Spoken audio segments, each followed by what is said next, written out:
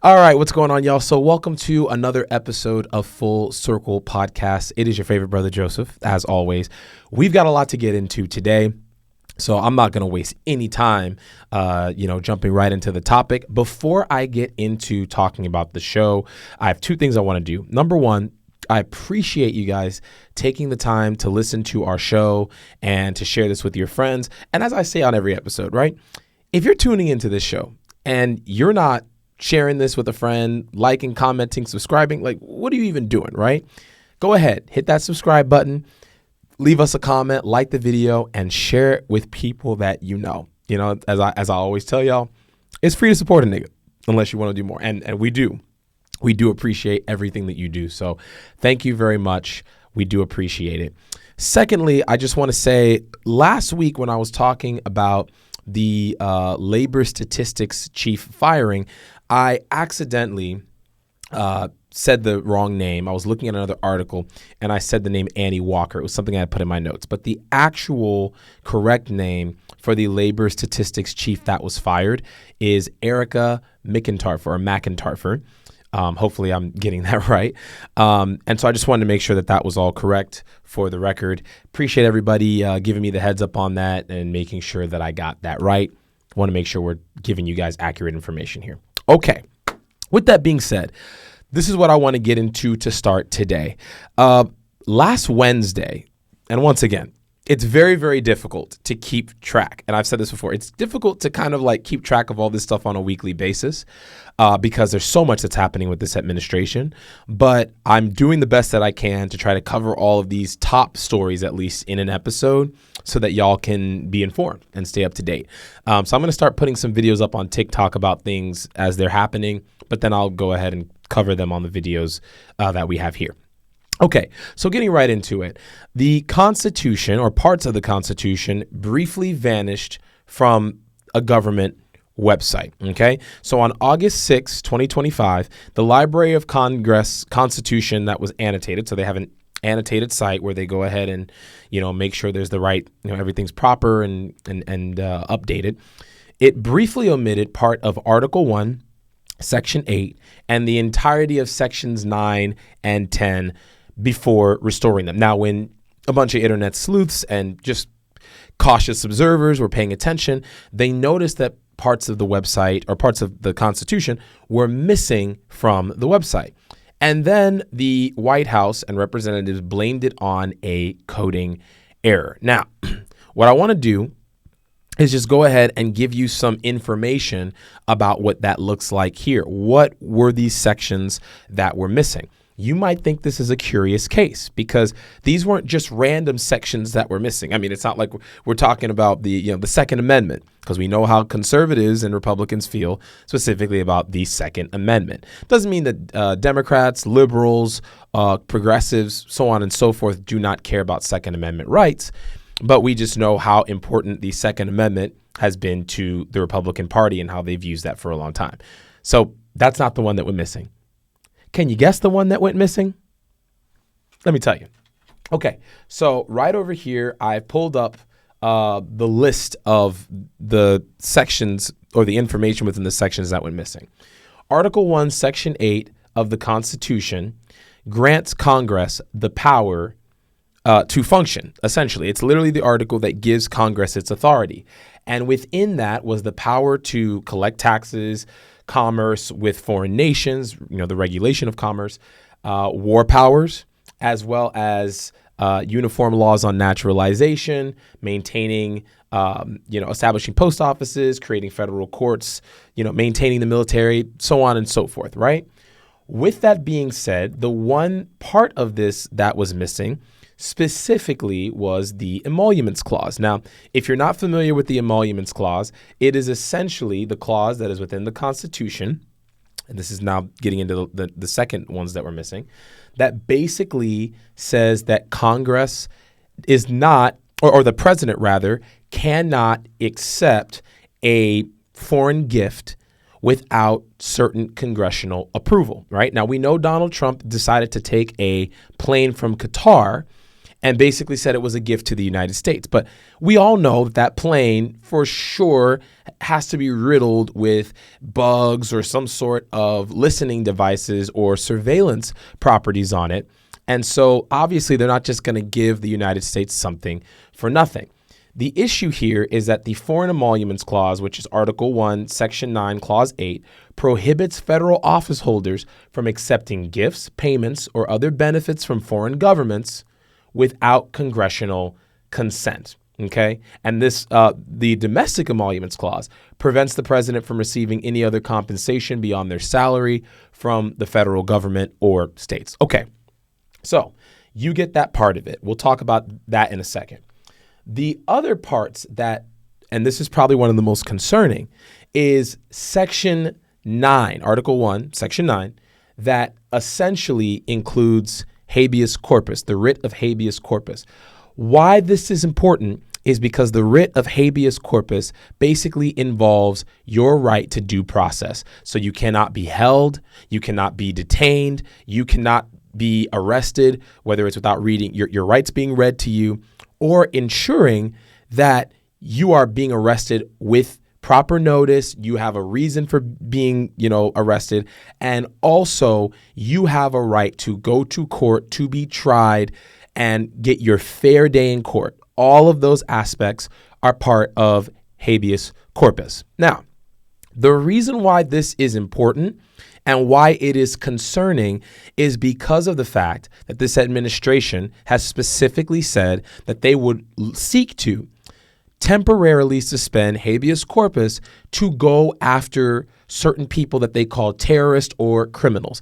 And actually, what is the issue here, because they've even talked about doing this using things like the Insurrection Act, or of course, what they want to do is essentially say, hey, it's a time of war or invasion, right? And they've used that in terms of immigration narratives where they're saying the United States is being invaded. We don't have time to take care of all of these cases and send them through the court system. So they've gone ahead and tried to use that rhetoric as a reasoning for suspending habeas corpus. The problem with this is that these are supposed to be in specific instances of intense rebellion and or invasion within the country. This would not involve populations of individuals that are not criminals or are here in the United States seeking asylum. And here's the most important thing to keep in mind. If you are in the United States, whether you are a citizen or not, you are still entitled to due process, period. It is part of the law, not just for citizens, but for people in general, number one. Number two, I constantly hear this narrative about, if you're going to come into the country, you have to come in legally, all this, so on and so forth. We clearly have a broken immigration system. And many of the solutions are not going to be fixed by just putting people at the border, because most of the people that end up coming to the United States and staying here illegally, or people that are undocumented, most of that has nothing to do with just border crossings. A lot of it has to do with people that are coming here, they're seeking asylum, or they stay here past their visas. Now, I have 2 episodes specifically that I've talked about this entire topic. We broke down immigration in a very, very detailed manner. So if you want to watch that, there's a whole deep dive that I did on that particular topic. But what we're looking at here, right, is the fact that if you're in the United States and you're seeking asylum, you are actually going through the process legally because you have to physically be here to seek asylum. And so what's happening with ICE and all these other situations is that they are literally waiting in some cases at Home Depots, or they're waiting at courthouses for people to have their court dates. And as these people are going in to go through our process of legality, they are arresting people at these places. And so at the end of the day, this administration is constantly seeking some sort of novel, strange, very, very archaic interpretation or new interpretation that's so far off to justify their rhetoric, to justify their narrative, and to justify the reasoning behind doing what they want to do. So the problem with this is that this is a challenge for many people who are critics of this administration, once again, moving the needle consistently, trying to go over that line of our civil liberties, and limits on federal and state power. Now, this administration is not the first to do so. We saw this, the presidential or the executive branch, if you will, has been consistently consolidating power around itself really for the last 30 or some years, probably a little bit more than that. But we've seen an uptick in that, specifically in the 21st century with President George W. Bush, with the Patriot Act. And as this has continued to move, it seems like this has been growing, this desire to consolidate more power around the executive branch. The problem is that the Trump administration is taking this to a whole nother level by using novel interpretations and or small little circumstances that occur that are trumped up, no pun intended, or drummed up into this massive ordeal that then they feel justifies power grabs, law changes, novel interpretations of the Constitution.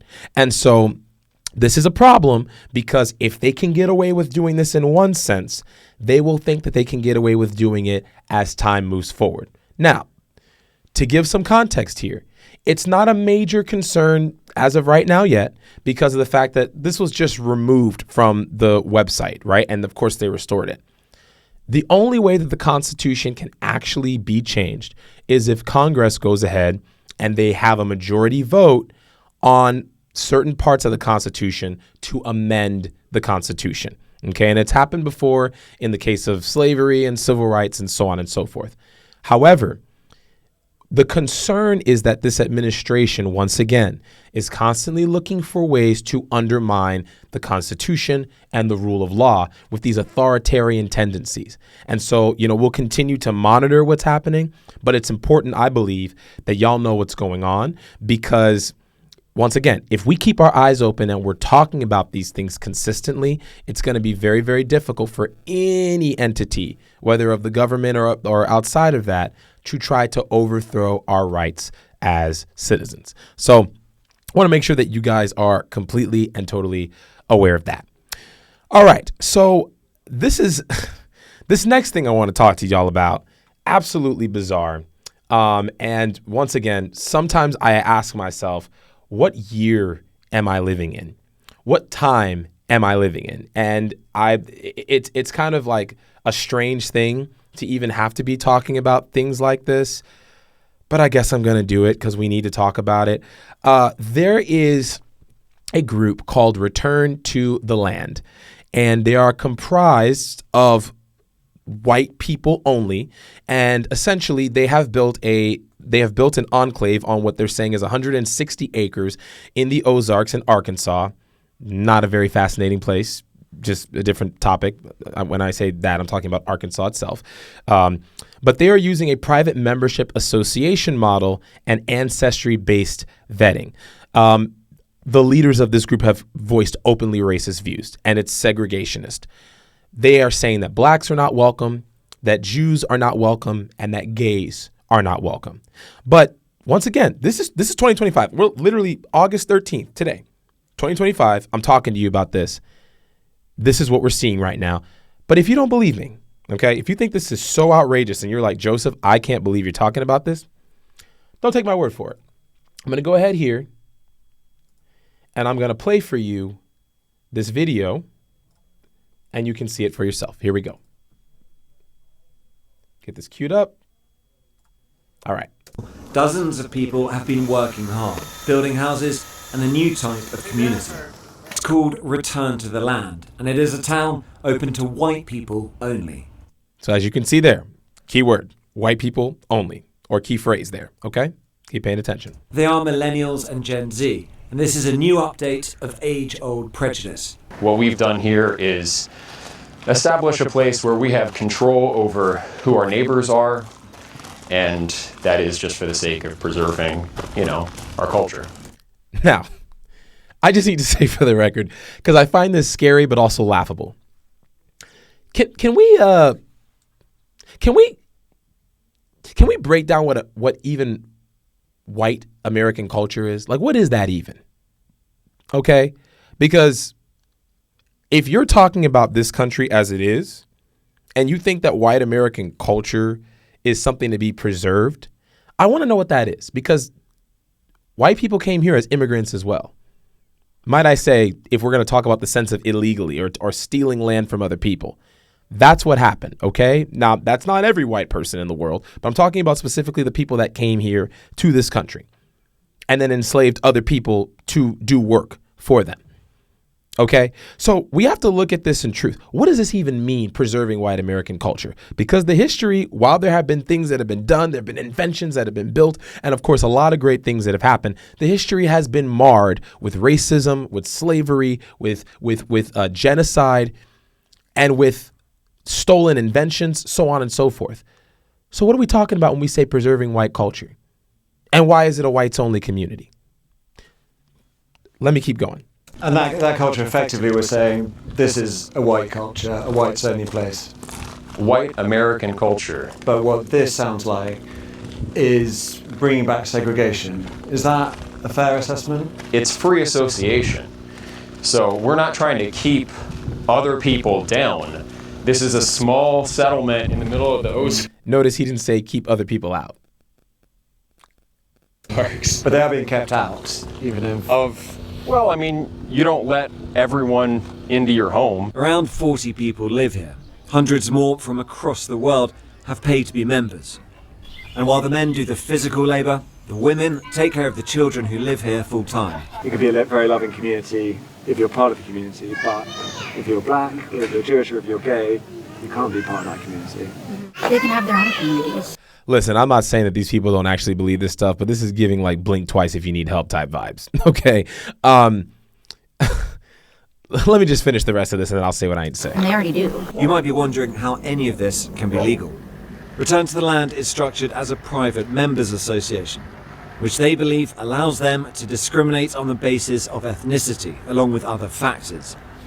That has yet to be tested in the courts and may well fail. The Arkansas Attorney General has said his office is now reviewing the matter as a result of our reporting. Well, good on him and for that that. there is no room for racial discrimination in Arkansas or anywhere in a free society.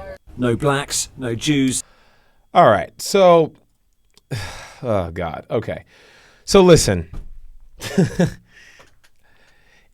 if you needed any more evidence that The Handmaid's Tale as a show is very, very possible, that's the vibe that's giving to me. Okay, that's number one. Number two, this is giving a larger, or this is presenting a larger concern because there has been a rise in racist rhetoric across the board. There's just been a rise in this going on. People using the N-word that are white people on the internet. And it's like brazen and bold.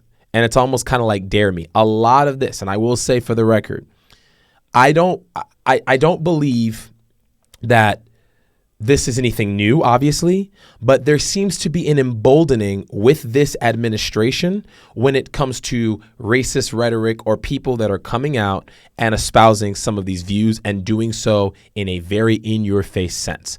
And we have to really ask ourselves, when we're talking about, oh, get rid of these people and they're not the real Americans and they're coming from all over and they're poisoning the blood of our country, whatever, so on and so forth, there is a large concern that this is something that we're even discussing in this country. Because if we want to talk about the fact that, oh, racism is not really a big deal or it's dying out, but then we see examples of this.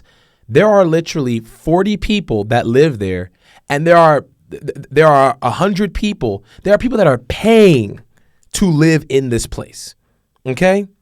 That should tell you something about where we are in the country right now. It should tell you something about the narrative here. And they're looking to not only be here, but they're looking to expand to several other places. Now, I will say this. This harkens unto what I was talking about a second ago about the Trump administration and how they are literally looking to find any possible way to justify or use a novel interpretation to get around the law. These people are using a private land association versus fair housing and public accommodations to set up this community, if you will. And the problem with this is if this is allowed in this particular state, these communities can end up becoming feeding grounds for hatred, for racism, for homophobia, so on and so forth. Because to tell me this, if all you're trying to do is just preserve white American culture, which whatever the hell that is, right? Like keep your flavorless chicken, keep your, I don't know, whatever the hell you want to do. But my point is that if your goal is to do this, why do you have to exclude blacks, gays, and Jews? Why is that an exclusionary thing? And that only would hearken to the fact that you are specifically white supremacist. This group is, they speak a lot of Christian nationalist rhetoric. And so the concern about this is they're using it, the language of heritage branding, when really this is explicit exclusion. It's racist, it's disgusting, and truthfully, none of this in the 21st century should have any place in the United States. I also want to say I find it interesting that the term return to the land is being used because at the end of the day, this was never your land. This land was never your land. It actually belonged to the indigenous Americans that lived here, the people native to this land. And they were not included in this process. They were killed. There was genocide committed on these people. And so in any narrative, we're talking about returning to some land, we got some reckoning to do in that return. And that's just the God honest truth. All right. So moving on to the next bit of nonsense that has occurred here. Look, we got to talk about this briefly. I hate the fact that we have to do it, but this is the case. So President Trump, good God, President Trump just this week said that D.C. was out of control, citing violent crime, lawless protest, and he says because it is his duty to protect the Capitol, he has now moved to send in the National Guard and place the D.C. Metropolitan Police Department under federal patrol. So he has federalized Washington, D.C., sending 800 troops to patrol the city. A lot of that is beginning tonight. It's going to be very, very visible in D.C. tonight. Troops that are going to be going around and patrolling the streets. Now, where did this even come from? Because there was a Doge staffer who some people have called big balls, whatever the hell reason that is. He apparently was assaulted. And so because one individual was assaulted, and of course Trump is going to cherry pick, I'll show you the video. He's going to cherry pick a couple of assaults that have occurred and say that this is justification for doing so. But we're going to talk in a second about how this, A, doesn't even make sense, but B, it harkens onto another event that happened in Washington, D.C. several years ago, and there was no attention that was brought to this issue, and Trump was the president at the time. But I'm going to go ahead. I'm going to play you this video. You tell me. You tell me what your thoughts are, and we'll go ahead and jump into that. Let me go ahead and pull this video up right now.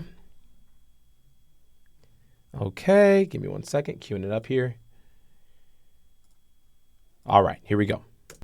I'm announcing a historic action to rescue our nation's capital from crime, bloodshed, bedlam, and squalor. And squalor. Okay, so you see this already? Crime, bloodshed, bedlam, and squalor. It's always these sensationalist words that are dramatically trumped up again. Here we go. And worse. This is Liberation Day in D.C., and we're going to take our capital back. I'm deploying the National Guard to help reestablish law, order, and public safety in Washington, D.C., and they're going to be allowed to do their job properly. And you people are victims of it, too. You know, you're reporters, and I understand a lot of you tend to be on the liberal side, but you don't want to get mugged and raped and shot and killed. And you all know people and friends of yours that happened. Now, let me just say this. I've been to Washington, D.C. plenty of times. There is crime in every city, of course. And there have been times where the crime has been really, really bad in D.C. But Republican or red cities, red states in the United States have higher homicidal rates than a lot of these blue or metropolitan areas in the country. It's statistically factual. Go look it up. So this narrative that there is just widespread crime and bloodshed and all this stuff, it's just not true. And we'll look at the numbers in a second. But here we go. And so you can be anything you want, but you want to have safety in the streets. You want to be able to leave your apartment or your house where you live. USD. Okay. So we've got a little bit of this commercial that went in over here. But here's the thing. The opportunity for law as I'm waiting for this to go off, I'm just telling you guys, and there is a narrative that is clearly being peddled, and we have to be very, very aware of that narrative because of the fact that there are actual people's lives that are being affected by this. And once again, this is a concern because this looks like martial law and the beginnings of using one or a few events to justify a complete takeover and wresting control from the mayor, wresting control away from the metropolitan police, and all sorts of craziness that can come from that. But check this video out, or check this section out. I'm gonna go to the next one here. Democrat congressman was also carjacked at gunpoint not far from the Capitol. And in 2023, an aide to Senator Rand Paul was stabbed in the chest and head by a demented lunatic as he walked down the street, just absolutely for no reason. Okay, so once again, as I was mentioning previously, these are narratives that are being used. And yes, there is crime that happens. It's a big city, obviously.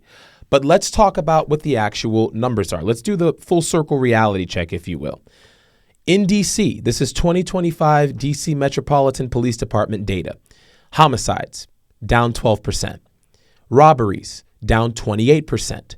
Violent crime overall, down 26%. Multiple news outlets and statistical data outlets have verified these numbers while noting that Trump's claims do not match the trend. And you can look this up on Axios and Poynter Institute. So how does this make sense, right? As I mentioned to you before, this is another opportunity to use one narrative or a few cherry-picked narratives to say, look at the crime and the insanity and the bedlam on the streets, and then use all these video footage of everything that looks chaotic to go ahead and justify this occurring. But whatever happened to what happened on January 6th? Remember those images that we saw on January 6th of crime and bedlam and of people that were literally breaking into the Capitol? Our Capitol had not been broken into since the War of 1812. And there were people that were breaking into the Capitol with the intent of killing or hurting congressmen and women because they did not like the fact that their guy did not win the election. And Trump pardoned those people. So as we can clearly see here, this has nothing to do with law. It has nothing to do with order. It has nothing to do with the rule of law. This is a narrative that is being used to justify essentially the first steps of martial law with all the authoritarian instincts that this president and this administration has. So right now, it started in Los Angeles, completely sidestepping the mayor of Los Angeles with protests that weren't even, most of the protests were largely peaceful. There were some incidents with the police, as there are in every situation. But this is once again another narrative that is being used to justify using the federal arm of power. And it's absolutely disgusting. We'll continue to monitor what's happening here, as I told you before. But I just want to play you one thing here as well, because a lot of conservative outlets are justifying what's happening, even though there are Republicans that are expressing concern. And, I don't really like to give people that say a bunch of nonsense credit, but Benny Johnson is he's a big conservative talking head and he's a pundit. He has his own podcast. This is what he had to say about what's going on. Let's go ahead and play that. Pull this up here. Here we go. By refederalizing D.C., President Trump is doing God's work. Oh, yeah. By refederalizing D.C. Okay. By the way, D.C. was set up as a federal city. Because let's just go ahead and use religion to justify this. Go ahead. In the Constitution. It's how our founding fathers intended it. These laws are still fully enforceable. They've never been rescinded or amended. President Trump and the executive, through the House of Representatives, controls Washington, D.C.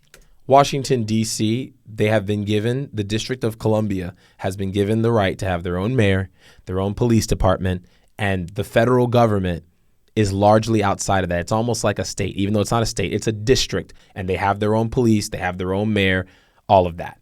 But keep listening. President Trump controls budgets. House of Representatives and Speaker of the House is technically and historically the mayor, the lead of D.C. So you notice he was trying to correct himself there. I want to get to a specific point because this is really important to hear. In order to witness the success or failures of our systems. And if you are a proud patriot and you love this country and you wish for it to be reflected honorably to the peoples of Earth, then Washington, D.C. must be swept clean. I believe Washington, D.C. must be swept clean. Now listen to what he is going to say. I'm going to go back just a little bit because I cut it a little early, but listen to what he's going to say next. Clean. I believe entire neighborhoods probably need to be emptied, need to be bulldozed. I believe that there are places that are so crime-ridden and so infested that you just need to, you're just going to have to crack down. There are places that need to be emptied and bulldozed, and there is so much crime going on that you have to crack down. Now, Washington, D.C., there's a lot of black neighborhoods in Washington, D.C. Let's be real about what's going on here. This is racist code, okay? That would be ethnic cleansing. If you bulldoze a neighborhood and you pretty much start from the bottom up, that would be ethnic cleansing in this particular situation, and that is a very clear message that is being sent to black people in D.C. This is a problem. We need to really wake up and pay attention to what is going on here. Because if you're going to justify this stuff happening, but then say entire neighborhoods need to be bulldozed and absolutely swept clean, we know the ethnic makeup of Washington, D.C. There are a lot of black neighborhoods out there. It's disgusting and it's racist. And there is absolutely there's no basis for any of these things that are being said here. But once again, we are continuing to see rhetoric that is being used, narratives that are being exploited for political gain, for political power, and to seize control of either neighborhoods and or the government's ability to run and decide what occurs. So once again, a lot of this stuff is going to start tonight. But the problem that I'm seeing with this here, once again, access to, the law and inclusion or exclusion rather is being cloaked as community. Political pressure is being put out on neutral data. We just saw the IRS chief was fired this week. The IRS chief was fired.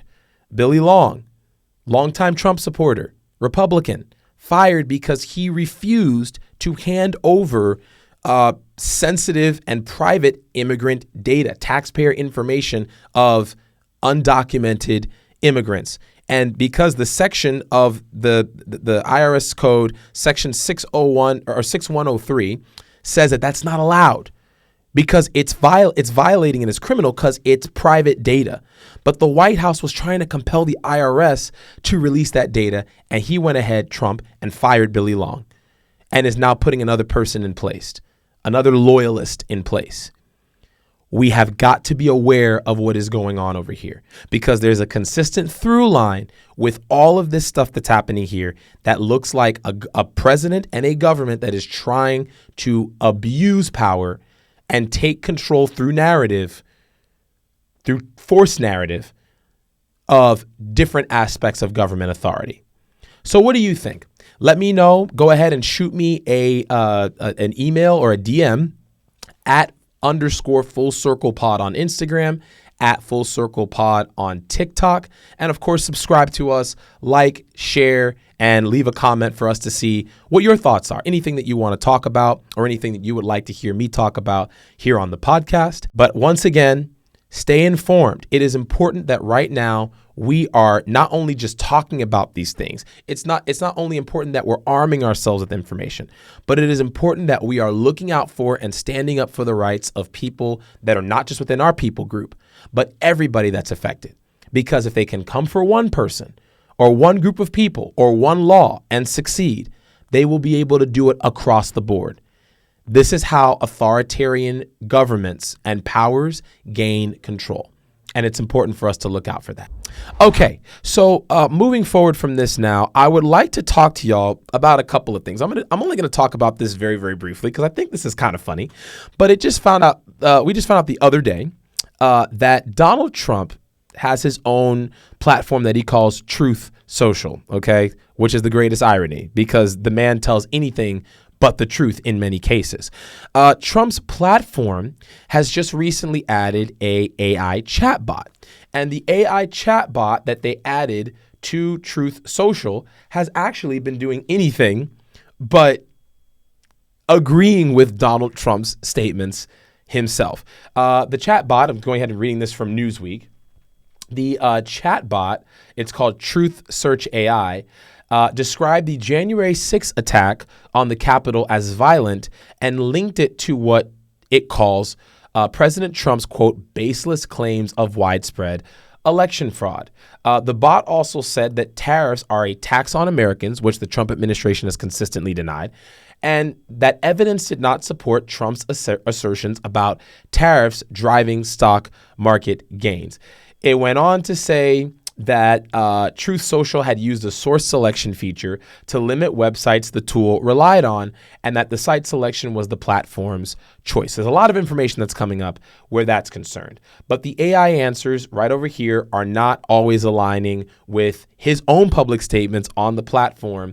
Of course, the 2020 election being stolen is one of the things that the chatbot goes ahead and denies, and so on and so forth. The reason that I'm just talking about this briefly, I think it's just absolutely funny that clearly we're seeing here sometimes technology is more honest than human allies. Sometimes technology is more honest than, look at Caroline Levitt. Look at Marco Rubio. Look at Pete Hegseth and some of the other people that are in this administration. A chatbot is literally showing more capability to be honest and on the record than the people that we trust to have authority about these particular topics and lead us in the right direction. Now, right now, this is creating a broader issue because Americans in many ways are distrusting or beginning to distrust a lot of sources of information.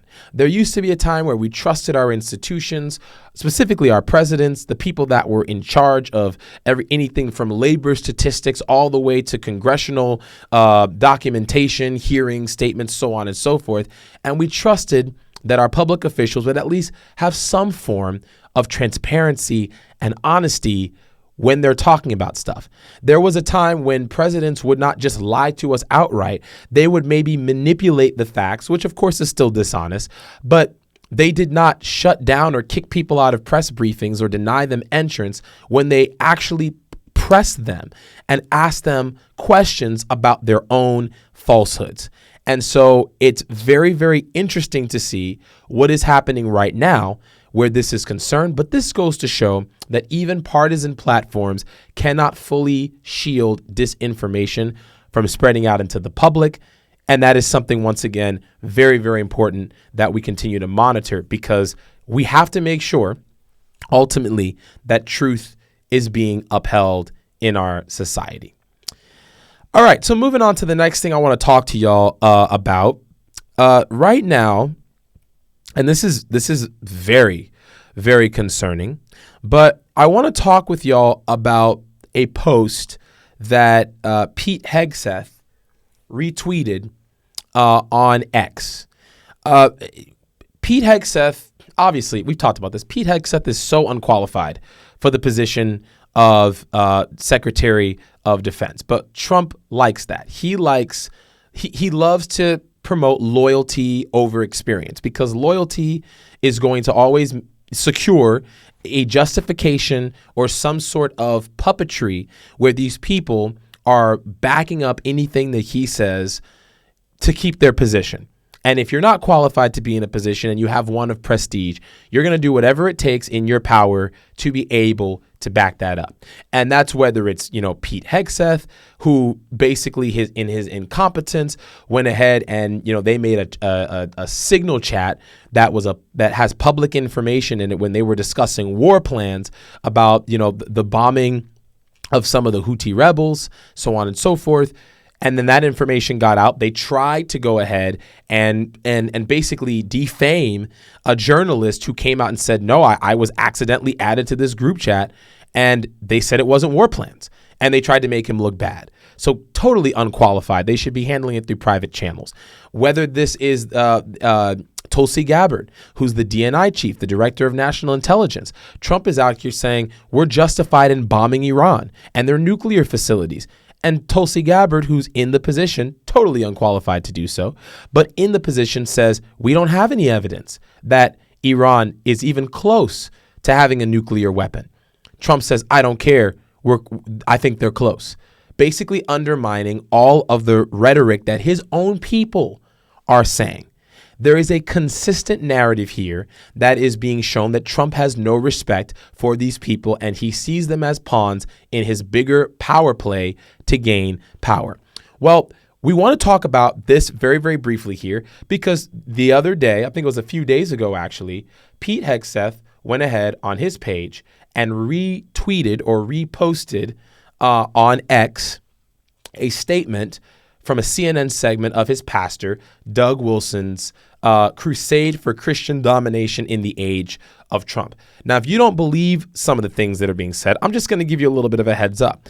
This pastor basically said that women should not vote. He believes they should not serve in combat or hold church leadership roles. Trump or Hegseth reposting this and Trump selecting him as his Secretary of Defense just kind of goes to show you the way that this administration is thinking and what they are endorsing.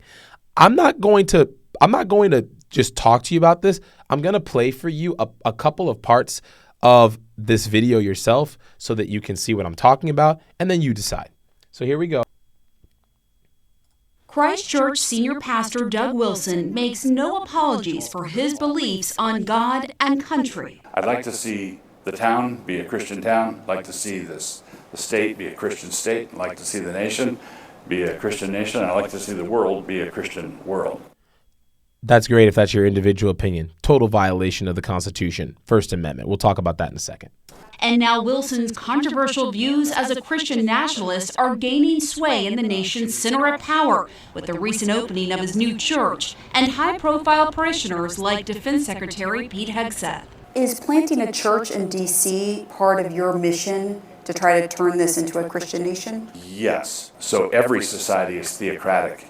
The only question is who's theo? In a secular democracy, it would be demos, the people.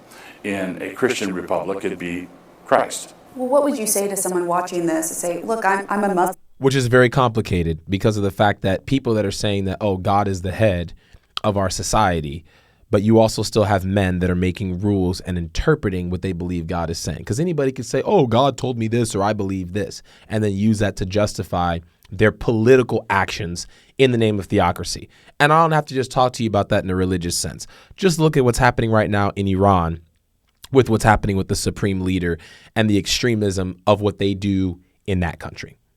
Continue. Who are you to say your worldview is better than mine, that your God is better than mine? Well, if I went to Saudi Arabia, I would fully expect to live under their God's rules. But you said earlier that you want this to be a Christian world. Yes. So you want to supplant their religion with your Christian. Yes, by peaceful means, by sharing the gospel. There's a lot of work yet to do. I believe that we are working our little corner of the vineyard. Wilson's Little Corner, a picturesque campus. So he obviously has a bunch of people that are there that are part of his group. What I want to do is get to a particular part of this conversation here. So I'm going to skip ahead just a bit. And let's see. This is the part right here. Take a listen. Their husbands. Women are the kind of people that people come out of. So you just think women are the kind of people that people come out of. What archaic, sexist, misogynist nonsense is that? Let's keep going. They're meant to have babies. That's it. They're just a vessel. No, it doesn't take any talent to simply reproduce biologically. The wife and mother, who is the chief executive of the home, is entrusted with 3 or 4 or 5 eternal souls. I'm here as a working journalist and I'm a mom of 3. Good for you. Is that an issue for you? No, it's not automatically an issue. Not automatically an issue. And you can clearly see over there, Pamela Brown is totally mortified. That's just not the society that we're living in today. And this is just a lot of bizarre narratives that want to take us backwards as a country. You should be able to do whatever you want in this society because you are an able-bodied human being. If you want to have a family, great. If you don't want to have a family and you want to be a working woman out in the corporate world or so on and so forth, start your own business, you should be able to do that. If you want to be a working mom and you want to be able to raise a family, you should be able to do whatever you want. That's what freedom is supposed to be. This is Pete Hegseth's pastor. Here we go. Josh and Amy Prince, along with their 4 kids, moved here from Washington State. These are some of the people that go to their church. Listen. Do you see Amy as your equal? Yes and no. In the sense that we're both saved by grace, we're absolutely on equal footing. But we have very different purposes. I can't wait to talk about this after I finish this video because I'm going to dive a little bit into some of the issues that I have currently with what I'm seeing from the church, right, at large in this country when it comes to this administration and specifically some of these narratives. But we'll get to that in a second. God give it. But do you see yourself as the head of the household, as the man? He is the head of our household. Yes, and I do submit to him. So like moving here I was just was going to say that. ultimately your decision. Yes, That's a great example. Please blink twice if you need help. Wilson says in his vision of a Christian society, women as individuals shouldn't be able to vote. His fellow pastors, Jared Longshore and Toby Sumter, agree. In my ideal society, we would vote as households.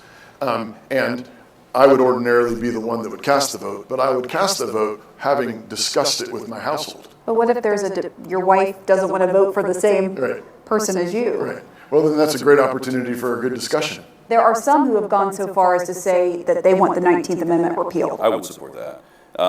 And I'd support it on the basis that the atomization that comes with our current system is not good for humans. And do you hear that?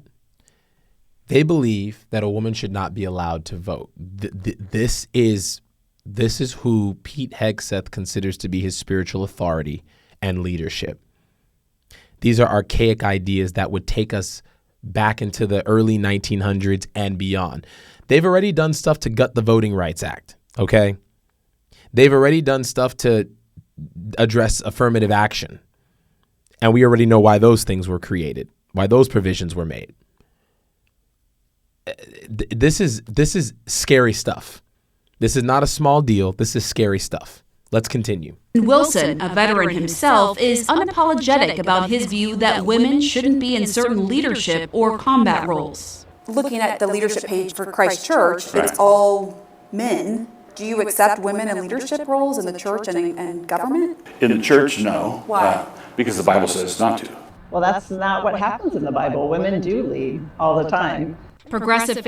And of course, they go ahead and she has a conversation with this lady who is a minister. Obviously, in many senses of the word, there have been tons of examples, if you really want to go into scripture about it, with women that are leading in ministry capacities. The one that says that women should stay silent in churches, this is a common misconception. Women and men used to sit on opposite sides in churches and synagogues. And so a lot of times, because most of the women were not educated, they were not allowed to be educated back in the day. What are we looking at now? They would be asking their husbands or talking across the room while the sermons were happening. And so when Paul said women should be silent in church and ask their husbands at home, it makes perfect sense what is going on from that standpoint, because it's basically saying that, hey, like, if you don't understand what's happening because you're not educated on whatever's happening, you're going to interrupt the person that's talking. However, that is not a caveat to say that women should not be in places of leadership. It's absolutely absurd. And not only that, there are perfect examples. Lydia in the New Testament, who was a minister and helped to spread the gospel. The women were the first to come and talk about, Jesus. If you're looking at Christian scripture, being raised from the dead when the male disciples did not believe. There are tons of stories. The woman that was at the well after Jesus spoke to her, went and told her entire town that said, come see a man who told me everything I ever did. So totally unbiblical if we're going to look at it from a Christian literature standpoint. And also, furthermore, this is another move by a patriarchal obsessed group that is trying to dominate not just the religious world, where you are kind of allowed to institute your own beliefs, but now wants to move into politics and democratic society and really take us backwards. There's some other parts of this that I wanted to play for you guys.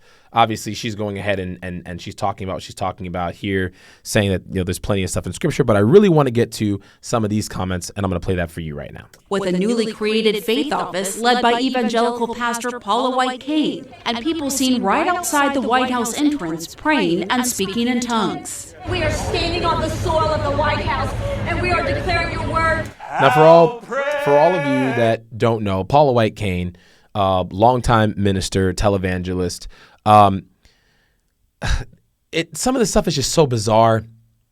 I remember during the 2020 election, she was like, we're praying for angels from Africa, I believe, to come and help Donald Trump win the election. First of all, ain't no African angels coming to help Donald Trump win no election.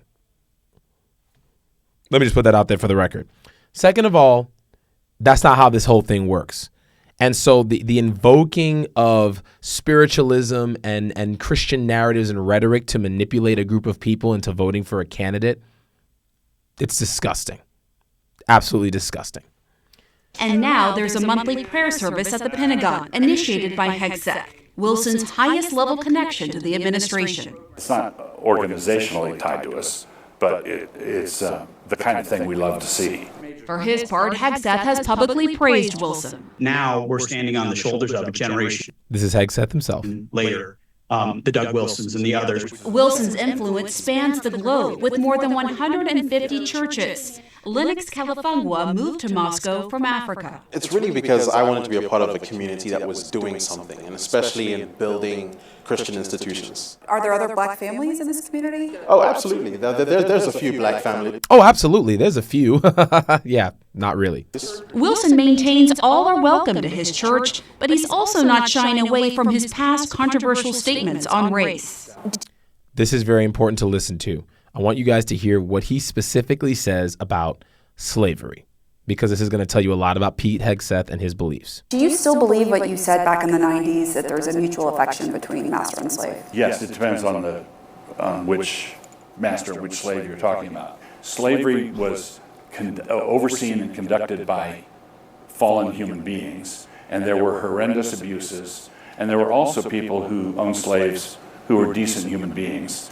Now, I've heard this narrative before. People say, oh, this almost kind of sounds like there were good people on both sides narrative. At the end of the day, no amount of decency of your humanity can change the fact that you were a slave owner. Now, you may have been nice. There might have been some stories of slaves that, or slave owners that may have not treated certain slaves as, as property or chattel. But at the end of the day, slavery is a problem. And if you actually believe what is written in Scripture, if you claim to believe any sort of Scripture, you would look at this and say, this is an abuse and it's wrong. There's a verse that literally says that there is no slave. There is no male or female or anything. All are equal in Christ. And so at the end of the day, that should have been enough to say this should not be allowed. But when you're looking at some of these narratives were used to basically whitewash what happened during slavery and say, oh, well, yeah, of course, there was a lot of evil that happened, but there were some people that were good. There were some that were okay. You know what I mean? And so that does not change the fact that this should not exist. It shouldn't have existed, and you shouldn't talk about affections between the races, because what happened during slavery was dark, it was disgusting, it was evil. Men and women, black men and women, they were separated from their families. They were used like chattel. They were literally used to create other human beings. They were breeded literally for slavery. They were put in disgusting conditions. They were fed scraps. They were treated unfairly. They were beaten. Many times they were lynched. If they tried to escape, they were made examples of. And the whole reason why we've even had to have black churches and black towns and any of this other stuff is because we were not allowed into the American experiment of freedom. And that spanned all the way into the 1900s after slavery. So no, we're not going to look at a couple of these small little nuances and be like, oh, well, there were some people that didn't do that, because that's not how you actually address the overall problem. You don't destroy the macro or acknowledge the macro by focusing on the micro, because that's a small justification, and it's disgusting and disturbing. And didn't mistreat them. I think that system of chattel slavery was an unbiblical system, and I'm grateful it's gone. What he also wants gone, It was just wrong. same-sex marriage, because he thinks homosexuality is a crime. In the late 70s and early 80s, sodomy was a felony in all 50 states. That America of that day was not a totalitarian hellhole. All right. So I think I've had enough, and I think you have too. So as I said before, this is who Pete Hegseth considers to be his spiritual leadership. Now, under that post, Pete Hegseth himself said, all for Christ, for all of life. That is what he literally said under the post. And I'll show it to you right now in case you don't believe me. He literally said that. Okay. So with that being said, I want to talk about this a little bit broadly. This is highlighting the influence of Christian nationalism in our politics right now. And my concern about what I'm seeing with this is this. And I want to talk to all the Christians out there, whether you're evangelical, whether you care about what's going on, whatever it is. I want to address this for a second here. There are a lot of Christians out there that, you know, I grew up in a Christian household. So this is why I'm speaking to you right now. This is not just me speaking arbitrarily, but I want to talk to you about this from a personal standpoint. During a lot of my lifetime and experience with the church and in the church, there is a lot of vocality and a lot of communication about abortion, about LGBTQ rights, and about things that are woke specifically. But there's a lot of silence on racism. There's silence on poverty. There's silence on issues that come to that have to do with immigration and undocumented immigrants. And there's a lot of silence about the lies, corruption, and unconstitutional power grabs that this administration is engaged with. And what is absolutely jarring and disgusting to me about this selective outrage is that it lacks moral consistency in what you claim to be a spiritual principle that you live by. When I see pastors like Jensen Franklin, when I see who I had watched some of his sermons growing up, and somebody that I respected overall in terms of just some of the things that he would teach, right? When I look at some of these narratives and things that are being said, the defense of Donald Trump in everything that he's doing, you can still believe in whatever you believe conservatively. You can even support a candidate. But when you don't call out that candidate for what they're doing, when you say that investigations into him as a civilly liable, or as a liable rapist, and as somebody who has lied and scammed people from Trump University to all the buildings that he owned, and when you say that now him being prosecuted is spiritual warfare, what does that say about your credibility and belief in the truth? And this is a major problem that we're having here, because the church always wants to talk about how abortion is wrong, but they will not tell you that groups and organizations like Planned Parenthood or other organizations, they are not just there to just promote abortion. They're there to help people with family planning options, and they also provide free health care for certain people in regards to whether it's STD testing or contraceptives, so on and so forth. Okay, so we have to tell the whole truth in narrative. If you're anti-abortion and you don't want that to exist, you have a right to believe that and say that. But at the same time, it's not okay for you to then make all of your political beliefs part of the entire nation's narrative. I don't think there's a lot of Christians out there, specifically evangelicals, that would be okay if a Buddhist came in or a Muslim came in or someone from another religion came in and wanted to make that their belief system the law of the land and impose that on a bunch of other people. And of course, the news anchor, Pamela Brown, commented about this when she was saying, what if I don't believe in the same thing as you? But what's even more nefarious, disturbing, and inconsistent is that the church always says, oh, let's pray. When there's stuff going on with the protest in 2020, when I was involved in the protest and leading, a lot of churches, some here in Los Angeles, they would say things like, oh, let's just pray for our city. Nobody wants your prayers if it's not going to be led with action. Because somewhere I read that faith without works is dead.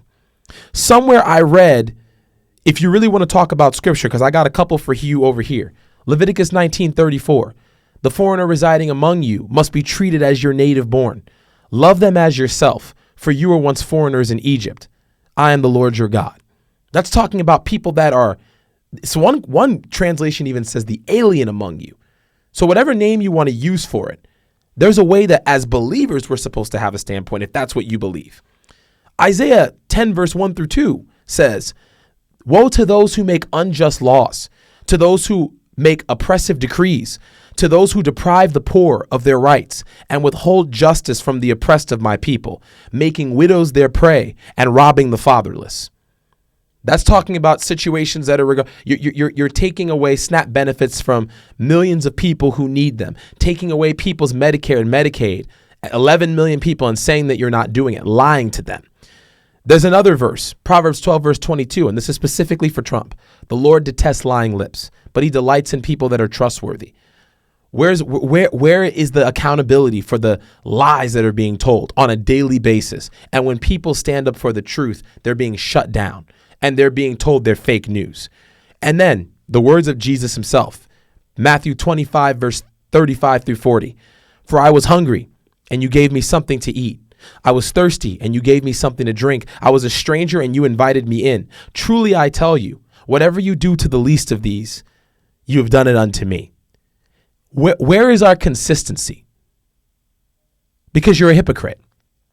If you're willing to stand up against LGBTQ rights and against abortion and against illegal immigration, but you won't stand up for the rights of these people when they're being unlawfully arrested, detained, not being given their rights, and you want to not stand up for people who are being the poor and people that don't have homes, people that are struggling right now, all the lies and the dishonesty, you're a hypocrite. And you're using selective scriptural interpretation to back up your point of view. Or you're being silent in the face of it and calling on people to pray when you're too cowardly to actually stand up and do something. Maybe you're scared that your 501c3 status will be taken away, your tax-free exempt status, or you don't want to lose church members. It's time for you to have a backbone. It's time for you to be honest. It's time for you to stand on business, the whole business, on truth. And at the end of the day, if you truly believe, let's say you're not even talking about this. If you say that you believe in the separation, the Constitution, First Amendment, U.S. Constitution explicitly forbids the government from establishing a religion or from supporting the belief of another religion over that of the other.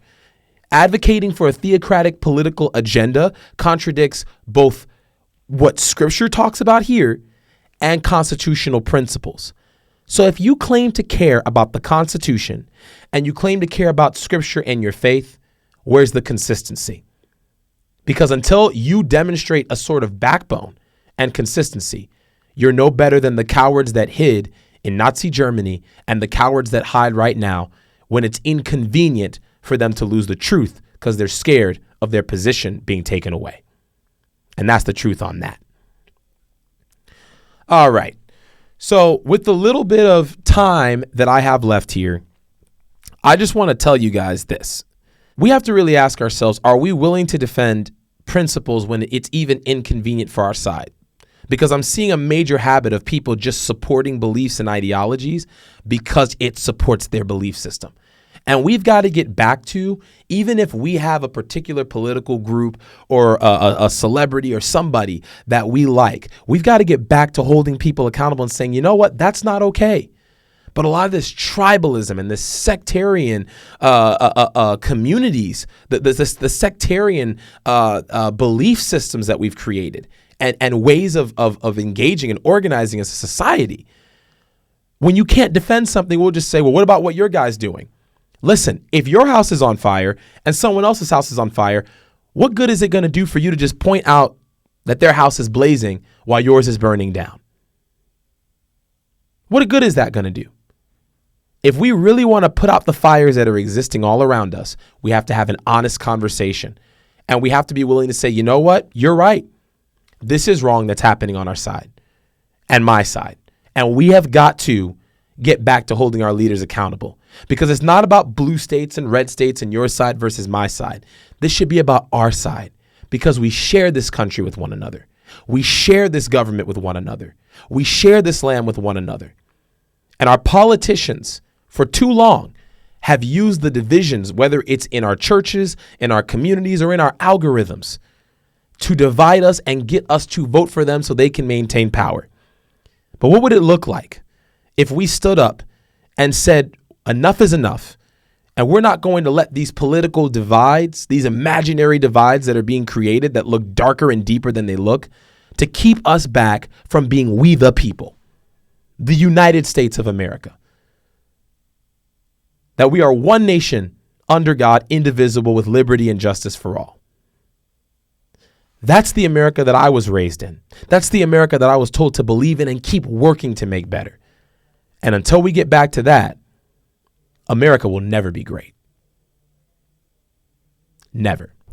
All right, so it's time to get into something a little bit new here on the show, and we're going to call this Full Circle Feedback. There are clips of our videos that we post on TikTok.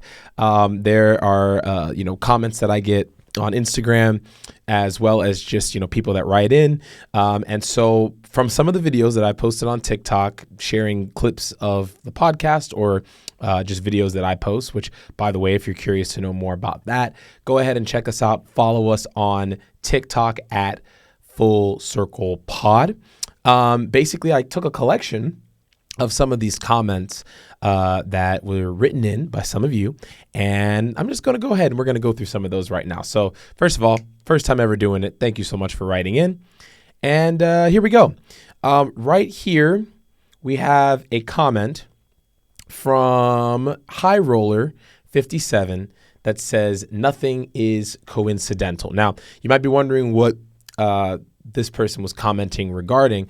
I made a video about probably, I would say, earlier this week or end of last week, something around there.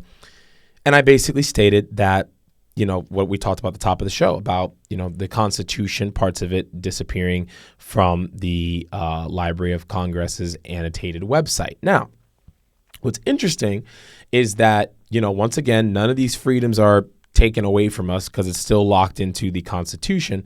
But it's interesting that these are topics and these are particular parts of the Constitution, rather, that Donald Trump has put into some sort of question or has been seeking to suspend, right? These are just part of the narratives that have been thrown out there. So High Roller 57, or High X Roller 57, rather, makes a solid point. Nothing seems to be coincidental. Now, while we can't necessarily say or speculate that they have plans to do anything regarding this, it does leave cause for concern. And so once again, we'll keep looking at that. All right, next one up here from Rennie 8504. I fear it's going to take another civil war to stop the Nazis in office. Very creative spelling of that. It took me a second. I was like, whoa. And then I pretty much got it.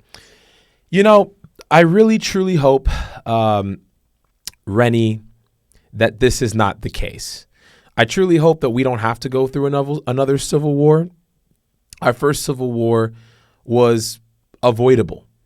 We didn't have to go to war over slavery, right? Like the whole concept this country was supposedly built on was that we hold these truths to be self-evident, that all men are created equal and they are endowed by their creator with certain inalienable rights, okay? And that it's life, liberty, and it used to be life, liberty, and property, because that's John Lockean. If you're not familiar with John Locke, people call him essentially the father of, liberalism or, democracy in that sense, at least in the United States. And basically, it used to be life, liberty, and property. But they realized that if they were going to extend that to every person, well, if you own property, that actually gives you power. It gives you voting power. And if you have voting power, then you can actually shape and change governments and create wealth. And so they changed it originally from life, liberty, and property to life, liberty, and the pursuit of happiness. It's an ambiguous kind of like individual. It's an arbitrary statement. Anybody can kind of like borrow their beliefs as they will from that. And so it's kind of interesting here because slavery obviously happened. And there were people that believed that these life, liberty, and pursuit of happiness principles, did not apply to all men. And that this was a statement that was made for only white men. And so that war was avoidable. This concept or idea that we might have another civil war, which because of all the things that have happened with tribalism and the way that our country is moving right now, we're not getting the same information. I could go and look at my friend's algorithm, and their algorithm is going to be different than mine. So if you are a conservative, MAGA Republican, your algorithm is going to look completely different than a progressive, left-wing Democrat or liberal, right? But it's not even that. If you're not even on the fringes or if you're not in the extremes, all of our, algorithms look different. We're all consuming either the same information with different narratives, or there's completely different facts that we're taking in. And so I pray and hope that we don't have to go through another civil war, but it looks like we are heading towards something that's going to be, it's going to be a conflict of some sorts, I believe. And I pray that we come to our senses before that happens. All right, next comment here. We have it from Rose Songs, or W Rose Songs. I'm guessing they're saying Rose as that, so we'll put it that way. Been telling people since he was announced to get physical copies of the Constitution, history books, banned books, and science books. Was told more than once I was overreacting. Nah, I just paid attention. I hate to say this, but you're absolutely right. There are a lot of people that in the last election or before the last election happened, and even when Trump first came on the scene in 2015, there were people that were saying that a lot of this stuff is just hyperbole and just conjecture and bluster and whatever you want to call it. But that is what we are literally seeing. There are moves by this government, and not even so much Trump, even though, yes, Trump is his own problem altogether. There are people that are enabling, supporting, and standing behind Trump that are totally about banning books. They are totally about turning this nation into a completely Christian nation, which, of course, we talked about a little bit earlier on the show. And they want to control the narrative of what history looks like. And they say, anything that makes the United States look bad or talks about anything negative our government is done, it's woke. And it's all about, making white people look bad and oppressor versus oppressed, whatever have you. But the problem with this is that if you cannot tell the whole of history, then you cannot be proud of your history.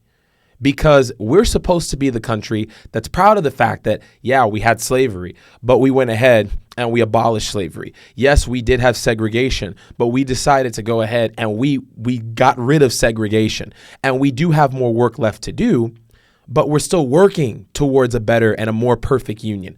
That's what this American experiment is supposed to be about. Not covering up narratives or covering up stories that don't make, if we're just being honest, this country and a lot of people that are white that have a lot of guilt feel better. And that's the bottom line. All right. Blues with 2 love hearts on either side says, just because it's not on that site doesn't change our constitutional rights. We got books and other websites that show the Constitution in its entirety. Just keep a book with you at all times and the number of a good lawyer. Well, listen, I totally agree with you. And we did talk about that earlier on the show today. Obviously, no website changes can adapt or shift what is enshrined within law unless there's a constitutional amendment that takes place. But it is important, as you said, that we do keep ourselves educated and know our rights. And I'm going to do an entire episode where I do talk about your constitutional rights and the rights of specifically people that live here in the state of California. I think I want to more focus so much on, or more focus on the rights of people in the country. And so that you can know your rights, whether that's when dealing with law enforcement or when that's when dealing with your constitutional rights. And listen, Blues, if you got a lawyer that you know or some lawyers that you know, hey, listen, I think we all could use a good lawyer in our pocket every once in a while. So valid point there. Okay, next comment here we have from This Place is Stupid 2.0. They're attempting, so far successfully, to rewrite history. They've already voted into law and or tested ways to do just that. Historically, the next step is coming for our books. And yes, we know this due to history. But the full narrative still ends up lost with time, like all things. TLDR, book burning comes next. Now, you know what? Once again, I have to kind of like, I gotta like be careful in some of the things that I obviously say here, because I don't want to just come out and just say stuff and scare everybody that you're watching and freak you out. But historically, this has happened. When you, as we talked about earlier, if you feel like you can push the boundaries of law, of the Constitution, of state and local governments, as we mentioned earlier, bringing out these age-old interpretations or novel interpretations of the Constitution, such as the, invoking the Insurrection Act to go ahead and suspend the Constitution or the writ of habeas corpus. These are unprecedented things. They're not political norms. They're not presidential norms in our country. And so historically, what has happened is when these rights are taken away, they then try to control the information. And what is very, very important to note is we have a new generation that is coming up right now. And these are the kids that are going to be learning in school about history. They're not going to, with the whole getting rid of DEI programs due to wokeness and whatever, they don't want to teach in the schools anything that makes America look bad. And if you do, then they will go ahead and they will remove funding to those schools. And so through manipulation and through coercion, this is their way of trying to take away people's voice and their ability to understand history. But the truth always gets out, and there are always people that stand up to these authoritarian actions, and we've got to be the people that educate ourselves to truly know what's going on. All right, so next comment we have here. And this was actually a response that Blues made to This Place is Stupid 2.0. An executive order doesn't change the Constitution, nor does hiding parts of it from eyesight. It takes a lot to add, change, or remove an amendment. They are deflecting away from a lot of demands from the public right now, but we have to be realistic.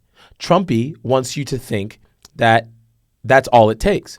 But it's very, very difficult, and they're just banking on people who aren't knowledgeable in government policy. That way they can play around, I guess she meant to say and people comply in advance.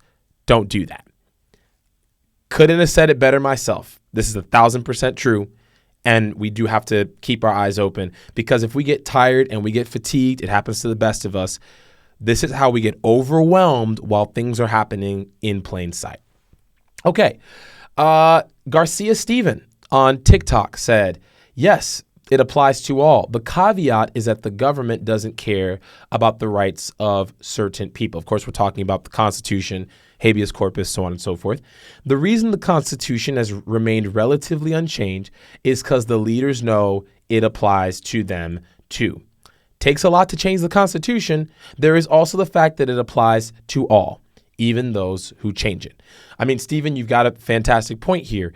Nobody should be or is above the rule of law. This administration is challenging that. But if you can manipulate and bend the law to your will and change it based off of strange interpretations that are bizarre and absolutely uncalled for, then you can try to do those things in your favor. And once again, it is very important for us to recognize that if these changes are going to happen for one group of people, it's going to be justified, manipulated, and applied to anybody that this administration or people that work inside of it want to come after. And that's something that we have to talk about. Trump said one time he did not want to, he said that the Justice Department was being weaponized in moves of lawfare to come after political enemies. But that's what we're seeing right now. We're seeing these things made up about President Obama and Hillary Clinton and Biden making up the Epstein files, while the administration and the campaign literally themselves said that the Epstein files should be released and that the whole child pedophilia thing that has been happening needs to be uncovered. And now that Trump himself has been implicated in those files, to what degree we don't fully know yet, but the DOJ did tell him that he was in those files. Now all of a sudden they want to say it was written by Obama and Biden and the Democrats and Clinton to basically make him look bad. You can't make this stuff up. You really can't. All right, next comment here. D says some of these are already ongoing. They just tell him they made a deal, but it was already going to happen. Now, D is speaking specifically to the comment, or he's speaking specifically to the video that I made about the deals that Trump claims to have made, 90 deals in 90 days. So far, none of that, or at least a very small amount of that, has actually materialized. Some of these deals are already deals that the United States has had agreements with, or they've had ongoing economic, understandings between countries. And so a lot of times what'll happen is that Trump will just re-announce these statements as if they're new, and then the countries are like, yeah, but we already did that. And Mark Carney of Canada is one perfect example of this, and Claudia Sheinbaum in Mexico is another example. Just go look it up. Okay, next comment. Dream Cheese said, dude just needs to feed the cult BS. I'm assuming that he meant needs to keep feeding. Yeah, that's essentially what happens here. If you drum up a bunch of contrived issues and culture wars that keeps the MAGA base raging on fire, the world's going to burn, right? Then all of a sudden, they won't be able to focus on the actual fact. And the fact of the matter is that the economy in a lot of these rural areas, especially these super deep red states, is poor. The southern economy is being upheld even by some of these blue states that the Republicans and Trump and the MAGA base like to call, all kinds of names and say a bunch of negativity about. This is a true narrative. These are facts of what's happening. And we've got to talk about this stuff, because if people don't know and recognize it, once again, they will fall for this narrative every single time that's really there to outrage them. Okay. And now we have the comments that I don't love, but here we go. Brandon Carroll says, and I made a video about this to his comment, I don't care what they do. Okay, we're talking about illegal immigrants, right? When I made a comment saying that, there were falsehoods about immigration, and we talked about that. I don't care what they do. I don't give if they make a golden age of the United States. You're here illegally, go the fuck home. So Brandon continues to comment on this by saying, well, actually, that's another comment. We'll come to that in a second. He said, y'all are ridiculous. There's literal cartel members in our country by the thousands, and the illegals are taking all the jobs. Y'all are delusional. Go watch the Cartel USA, or go watch Cartel USA, and then watch the rest of the shit she talks about, okay? He continues, just to clarify, Cartel USA is part of a show called Trafficked. There's some other great episodes on illegal immigration and the cartel. I highly recommend you educate yourself. Oh, Brandon. Well, you're about to get educated. Okay, he has more. You're disrespectful to legal immigrants, commenting on another person's comment that came here legally. We don't want illegal immigrants and cartel members in our country. I don't care if that at Home Depot or whatever they're going home, that's what we voted for. You come here legally. Why is this so hard to understand? We want legal immigration in all caps. The Maryland man, Abrego Garcia, was hanging out with cartel members outside of Home Depot. I don't know anyone that just hangs out with cartel members that is not a cartel member themselves, but he loved human trafficking. So I guess you support that true. None of this stuff is founded, by the way. None of these claims are founded. Yes, a small majority overstayed their visas. This is a response to me. But a large majority came here illegally. The biggest keyword is illegal. Like if I illegally broke into your home, which there's no real legal way to break into a home anyway, so that's okay. You would call the cops and want me arrested, but you don't have that logic when someone breaks into our country. Okay, so there's a lot of stuff that's being said here. I want to go specifically to this comment. There are not thousands of cartel members here in this country. That's just not a fact. If that's the case, they would have arrested these people. A lot of these folks are on government watch if they are operating. That's number one. Number two, people that are here illegally, whatever you want to talk about, they're not taking all the jobs. They're working jobs that most Americans do not want to do. I don't see a bunch of Americans lining up to do construction jobs, to work to work as janitors or to work in room service in hotels. I don't see them lining up to work in the kitchens as cooks and work in hospitality in the country, or to go on farms and to work as Chicano farmers. I don't see Americans going to do that because most Americans would not be able to live off of those wages that are being paid to some of these undocumented immigrants. That's the whole reason why this nonsense narrative of illegals taking our jobs, it doesn't make sense because most Americans are not going to be able to afford a livable wage to do this. And a lot of these companies that hire these people, whether under the table or at a low wage, they know it. And then to move on even further to talk about this whole narrative about people hanging out at Home Depot, as I said before, these people, it's not a small majority, which it doesn't make sense to say a small majority because that just literally is a contradictory statement. So figure that out. But more importantly, if you're coming into the country and you're seeking asylum or you overstayed your visa, but you're trying to get a court date, meanwhile, you still have to support your family. You're not just being taken care of. So these people are trying to find work while many of the times the cases in court are backdated. They're backlogged and they're taking forever and ever to get to these people. So Brandon Carroll, educate yourself because this is a bunch of nonsense. And you sound like you're just listening to a bunch of parroted ideas instead of doing the work yourself to actually look at statistical numbers. Also, syntax, grammar, punctuation.